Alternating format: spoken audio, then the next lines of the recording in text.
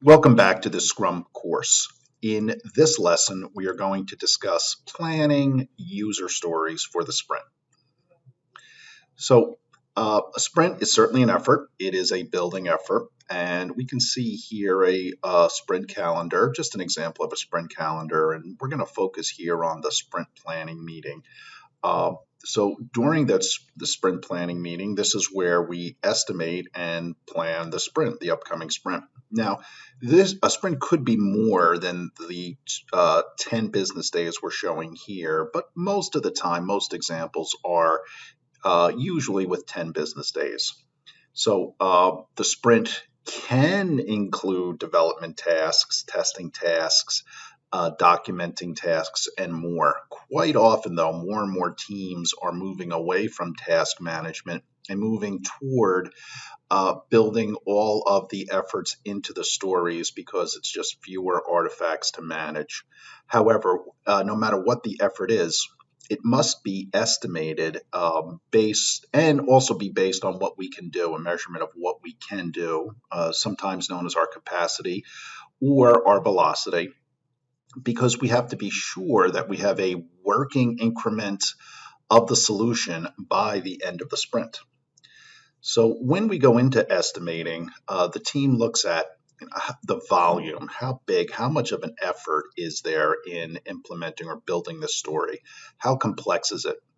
The knowledge, do we have the skills? And is there any uncertainty associated with this story? And each story gets an estimate based on mainly these items. There could be others. Stories are typically estimated in story points. There are different scales of story points, and sometimes there are just non-story point scales. However, though, if we take the story point example, the bigger the effort is, the more complex, the more knowledge needed, the more uncertainty, the higher the story point is. The lower the volume, the complexity, the knowledge needed, and the uncertainty, the lower the story points estimate is. And it's very important. Story points are relative, therefore, stories are estimated against one another. So a bigger job is only bigger because we're using a known smaller story to estimate it against. Some of the popular story point scales are the t-shirt size scale. So a story could be small, medium, large, or extra large. There's also a power of 2 scale where we have 2 to the 0, 2 to the first, 2 to the second, which equates to a 1, a 2, a 4, and so on. And by far the most popular story point scale is the rounded or the modified Fibonacci scale, and it is based on the Fibonacci series from high school mathematics. And the Fibonacci scale, or the rounded Fibonacci scale, has continued to be popular because it's very good when taking into certainty the estimating very large tasks. So it's very good with uncertainty. Typically between 13 and 20, there's an imaginary line. Everything to the right, the 20, the 40, the 100 are increasing scales of uncertainty. Everything 13 and lower is certainty. And again, as efforts mature, estimates may need to be adjusted. One technique for determining user story size and estimation is an exercise called planning poker. So the whole team participates in the planning poker exercise. Sometimes this is called estimating poker. Planning poker is not a game. It's a very efficient, collaborative estimating exercise. So during the planning poker session, the whole team gets together with the mission of estimating the effort for each user story. So many times the planning poker session is not done during sprint planning. It can be. And sometimes some stories are planned or estimated during sprint planning. Quite often, the stories are estimated during the backlog refinement or the backlog grooming meeting. It doesn't really matter where it takes place, provided the stories are estimated by the time we plan them for our sprint.